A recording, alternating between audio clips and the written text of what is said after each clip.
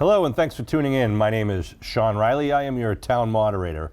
And the purpose of this show is to give you a preview of the upcoming September 27th special town meeting. We'd like to take a few minutes to review some of the articles that will be discussed and put to the voters for decisions to approve or not approve. With me today is our town manager, Mr. Scott Lambiase. Welcome aboard, Scott. Thank you. Scott, we have an annual town meeting in the spring every year, April, May, and this is a special town meeting, which the selectmen can call or town residents can call. What's the general purpose of this September 27th town meeting? Mostly it started off as really housekeeping. We did realize some additional revenue from the state, unrestricted government aid, and we want to allocate that money to a particular department prior to setting the tax rate. Mm-hmm. If we don't do so, that money would not be able to be appropriated, and it would just turn into free cash that could be used the following year. So basically the state's giving us a little bit more local aid than we anticipated, which is always good news. Correct. And if we don't have the special town meeting to authorize the expenditure of the extra money, then we can't spend it. We can't spend it now. Yeah, exactly. Yeah. We'd have to put it off. And that's, again, that's not a bad thing, but we do have some items that it really would be beneficial to be able to take care of it now. Right. So we're hoping we can get everybody out. We need 150 people, right. And we do have some important stuff on here, so I think we'll be pretty succinct and brief about this meeting.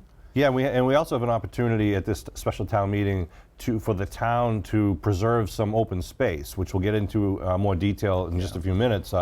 So it's something that if you haven't seen the special town meeting warrant, you can log on to the town website, abingtonma.gov, and go right to the town meeting section, and you can open up and see the town meeting warrant. There's only 9 articles. It's going to be a very brief town meeting, and we encourage you to be there promptly just before 7 o'clock to check in at the Abington High School Auditorium. Again, Tuesday, September 27th. We start at 7 o'clock.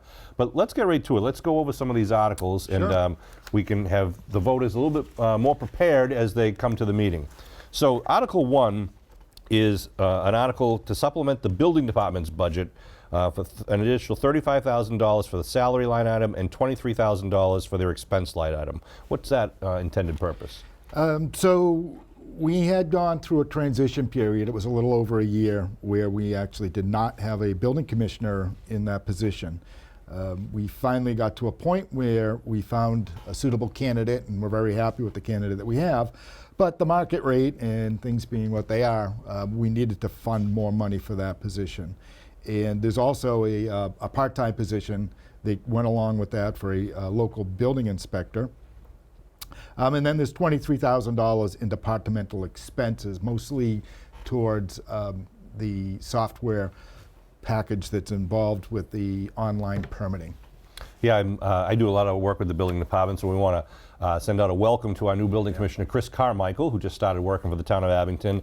And I do know that the entire staff in there has been scanning every single document that's been on file in the Abington building department so that residents can get online and go through records if they need to, or they can always visit the building department itself. So that kind of basically beefs up the employees and the expenses of our building department. Yes, and it gives us, it's a nice, the way it's set up now, it's a robust department. They're working well, assisting with our conservation department, mm-hmm. And assisting well with our planning department and helping with enforcement, and just generally a much more customer service oriented atmosphere down there now too. So it's really good. Always good to provide more efficient public services to our residents, right. So Article 1 will help us get even more progress in that regard. Article 2 was supported by our town accountant. This regards just kind of tweaking the wording of a prior vote that we took regarding the cable TV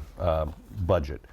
A little bit of detail about that. So when we appropriated the funds for cable TV, which the town does not use any town money for this. This is money that is in addition to your cable bill. It goes through the cable bill. You pay a surcharge, I guess you would call it. Mm-hmm. And then the town does collect it. It's really just passed through, and then it's given to Abington Cable. It is their money, and it's what's used to put this programming together. Not just today's show, which Right. is great, but I can't even tell you how many shows Abington Cable does, including the town meeting, all of our town, small town meetings throughout the year and the weeks. Sports shows, community programs. So this is basically, they come with their operating budget and what they want to do for some capital improvements to the studio, or most recently to a lot of things they're doing at Town Hall to make it easier for us to get this programming out to you. So when we did that, we just appropriated what we had anticipated for revenue, which is that amount that comes through your cable bill, plus there were money in retained earnings that they had from previous year's revenue that they hadn't spent. And what we did is we just called it out as one appropriation. What we should have done, the motion should have specified that $282,500 of the total appropriation was from revenue, and $91,400 was from retained earnings. So the total is still the same. It doesn't change anything. It really, when we filed our paperwork with the state and when our auditors looked at it, they said, no, you should be more specific in these articles. And so really it is, again, it's just a housekeeping that changes nothing. But again, it makes it more efficient, and it helps Kevin Tachi and all the good people at Abington Yeah. CAM and the Abington Cable TV Advisory Board get things done and keep improving. You mentioned all the things that they do, all the different shows that they bring to the local viewers, and also this budget allows them to keep reinvesting and updating their cameras, their technology. So Article 2, again, will help them to continue to move forward. Article 3 is called account consolidation. Again, the town accountant has suggested this, again, trying to make things a little bit more efficient for tracking purposes and budgeting purposes. Can you describe the purpose of Article 3? Yeah, most of the departments have have what's called line items. All the departments, they have line items for their salaries and line items for their expenses. We consolidate them to a point and we come to town meeting with that. But certain things like heating oil, postage, gasoline, and even electricity, everybody had their own departmental line item, whether it be the police department, the library, the fire department, DPW, town manager's office, et cetera. So really, for ease of accounting and for efficiencies, what we've asked to do is we just want to consolidate it. So there's one heating fuel line item for the town and one postage line item for the town, one gas expense. We actually already did this with electricity, and a lot of it had to do with with what was going on with our solar credits and it just making it a lot easier for us to track how we were going to allocate those. Right. As far as us tracking and knowing what each individual department is expending in these items, we'll still follow that and track it. So we still have the information. Okay. But this just makes it easier and more efficient in the accounting department when they go to actually allocate those funds and pay those funds. Got it. So town meeting will see like the kind of the total budget number for heating Yep. oil for town buildings, whatnot, Exactly. things like that. And then Article 4 regards the sewer force main. The sewer force main was a project that was recently completed where the sewer department and Director John Stone upgraded a major pipe that ran from the Summer Street, Progress Street sewer station, the department office, up Summer Street, crossed over Route 18, went through a side street, then went up 123 all the way to Brockton. In the last year or two, we saw a lot of construction work there, and now, when you drive down Summer Street and these other streets, it's beautiful, brand new pavement because the project is done.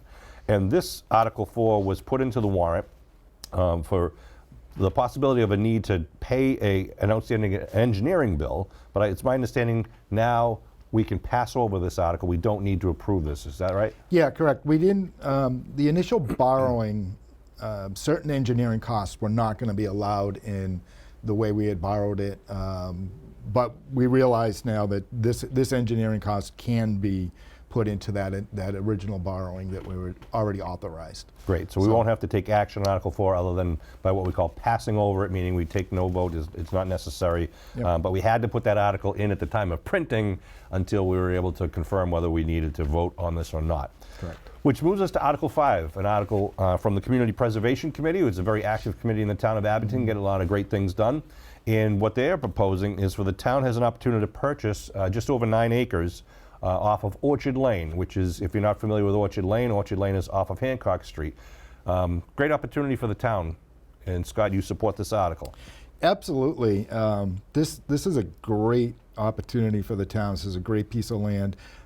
As everybody will be able to see in the chart, or on the map rather. And on the screen right now. And on the screen right now, that this property sort of adds to the town campus. As you can see, we have a great amount of open space there, but it's not all owned by the town. The 2 largest parcels you see on the top of the screen are currently town parcels and part of the town campus, and you can see town hall and the library on there.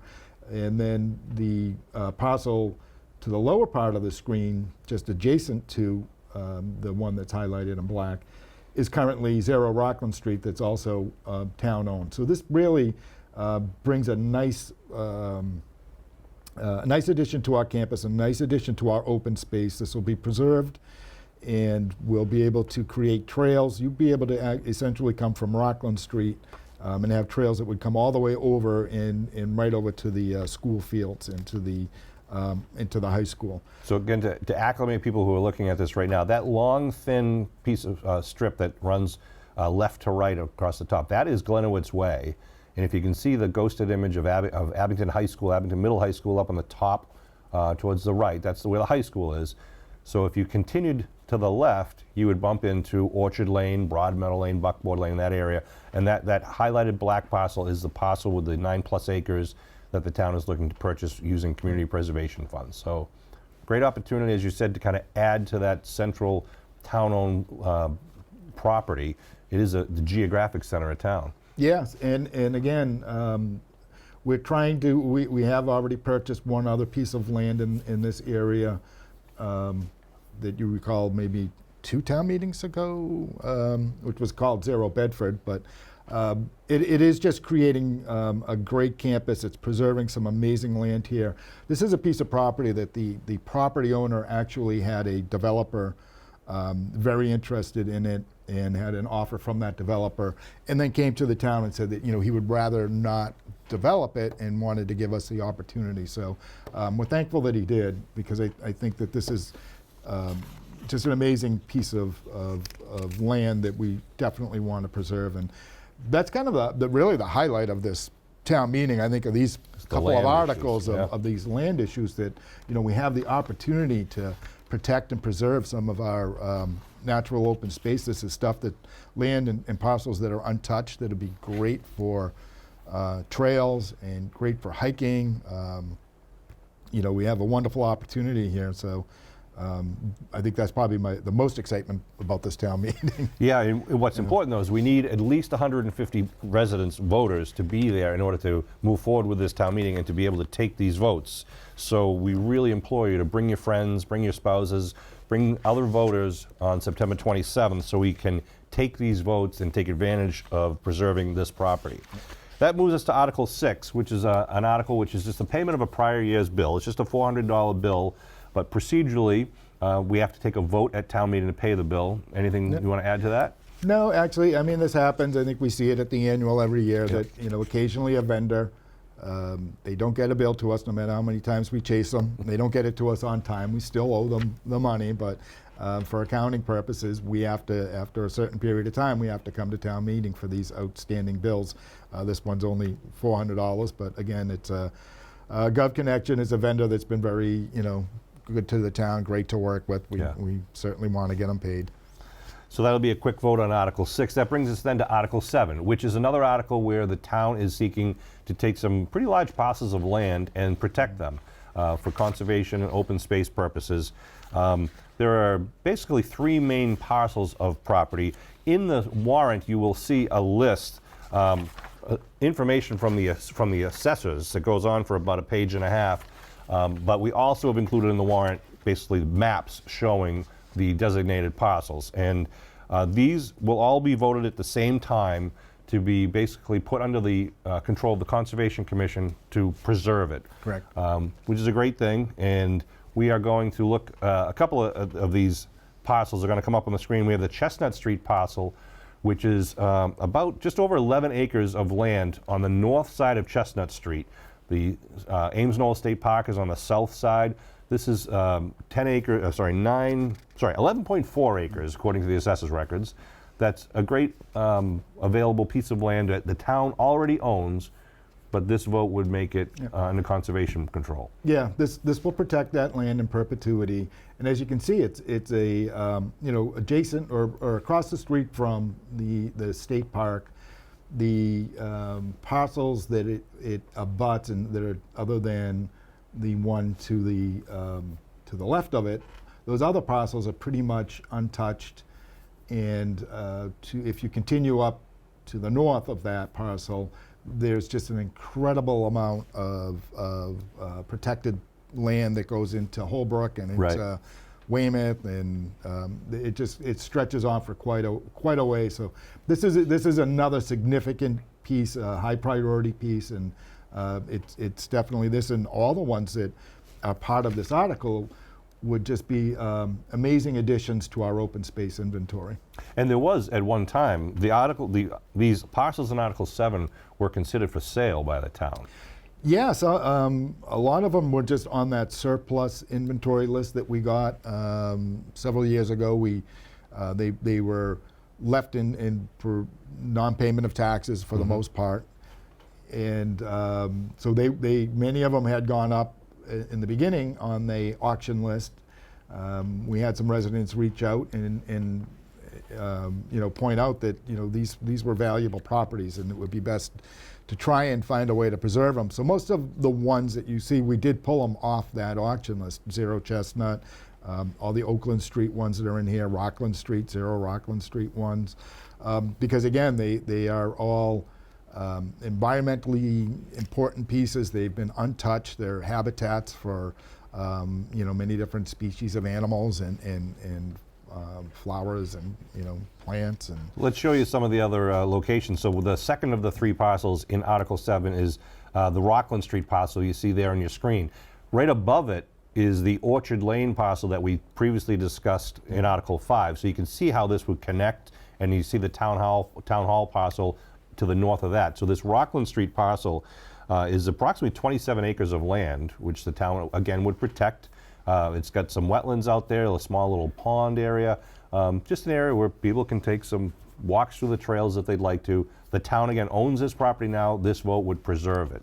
And then moving on, we would go to the third parcel of land under Article 7, which is a combination of some lots from Diane Circle and Jeremiah Sullivan, which is a subdivision off of Diane Circle to the west of it. You can see it highlighted there. All those house lots that are circled with the black line are not built. It's all open land. It was never built because it's wetlands out in that area. This subdivision was designed decades ago, and only the portion of Jeremiah and Diane Circle that was upland or dry, that had sewer availability and enough uplands, was developed.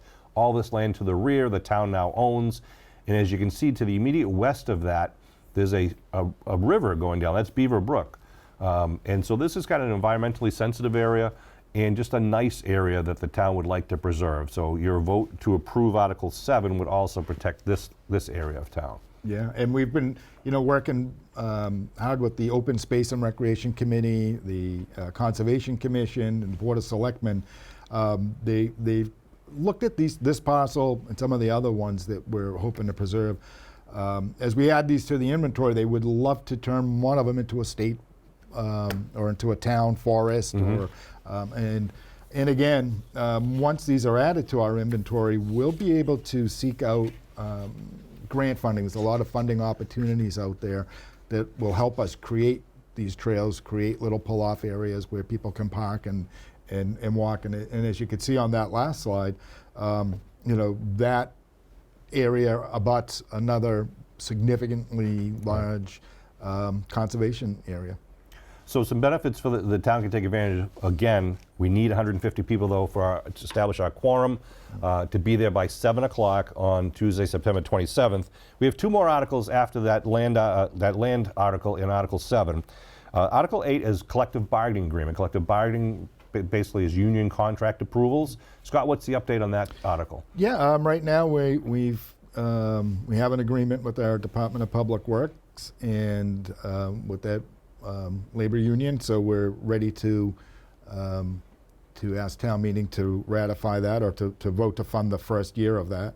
And we're working with the police union. We hope to have the patrolmen's union done. Again, that'll be, we'll have a better idea that day, the day of town meeting. So we'd love to take care of that and get those, get those all set and done and move forward. Wonderful. Then that moves into our last article of the nine article warrant, and that is an article that was submitted by the Health Department, which is a proposal to rescind the plastic bag ban, which is currently in our general bylaws. Just several years ago, we enacted the plastic bag ban, which basically required people to use reusable bags or paper bags when you went to your local grocery store. And we were trying to get rid of the plastic bags for environmental concerns. And at the time, there was always a concern, not only were they blowing around neighborhoods, getting stuck in trees, but they also would gum up the machines down at some of the trash treatment plants. However, now as years have passed, they're suggesting that the state health organizations are suggesting to the local boards that the plastic bag rescission should be rescinded itself. And that plastic bags can be allowed for certain purposes. Did I explain that right? Yeah, pretty much. It does seem apparent that folks aren't necessarily using the reusable bags. Right. And so they're opting for the paper bags that are being given out. And the paper bags weigh more, take up more space. And that weight is how we pay for our trash. And then the other part of it is, I think that they're looking at it saying, if we rescind this and then maybe relook at it and maybe find other ways to encourage people to use reusable bags, we'd be better suited and find that we'll have a better result. But Chris Schultz is more than happy to talk about this at town meeting and looking forward to trying to explain it. And Chris Schultz is our health director for the town of Abington. That will be a majority vote if you'd like to vote to rescind the plastic bag ban. Again, September 27th, Tuesday, 7 o'clock. We need 150 of your favorite friends to be there all together. A lot of the town boards will be there. And as soon as we get the 150, we get started. And I think you'll see with those 9 articles, I would think we'll be done easily within an hour, if not sooner. Certainly. Probably could be 30 minutes. We'll talk and answer questions as long as people want to talk and ask questions. But hopefully this show helps kind of educate you and prepare you for that night so that we'll all be ready to have some serious and frank discussions and take some quick votes to move the town of Abington forward. Anything else you'd like to add, Scott? No. Again, we'll be as efficient as we can, but we also do, we want as many people to come and ask as many questions as they would like. We want to be, clear on what we're doing. But we'll avoid any pomp and circumstance and long speeches by the town manager, if you like. And the town moderator, I can promise you that. I also want to encourage you to check in with the Abington Celebrates Committee. They have some upcoming events that are going to be happening in October and into December and obviously into the spring.